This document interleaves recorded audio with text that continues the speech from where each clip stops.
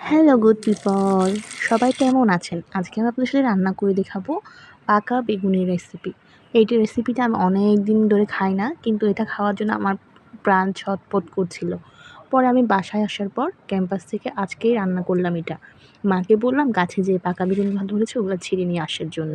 পরে মা ৪ টা পাকা বেগুন পেয়েছে। এটা প্রথমে আমি সিদলের দাবা দিয়েছি, ওখানে চিংড়ির শুটকি আর মরিচ, হলুদ, লবণ দিয়ে পানিটাকে ভালো মতো সেদ্ধ করেছি। যখন ওটা ব্লক এসেছে ভালো মতো করে, তখন ওইখানে আমি কেটে রাখা বিচিগুলো ফেলে দিয়েছি, কিন্তু আমি ওই ক্লিপটা আমি নিতে পারিনি। ওই পাকা বেগুনগুলো দিয়ে আরও ভালো মতো রান্না করেছি, কারণ পাকা বেগুন হচ্ছে অনেকক্ষণ রান্না করতে হয়। কাঁচা বেগুন রান্না করতে বেশি সময় লাগে না, কিন্তু পাকা বেগুন রান্না করতে কিছুটা সময় লাগে।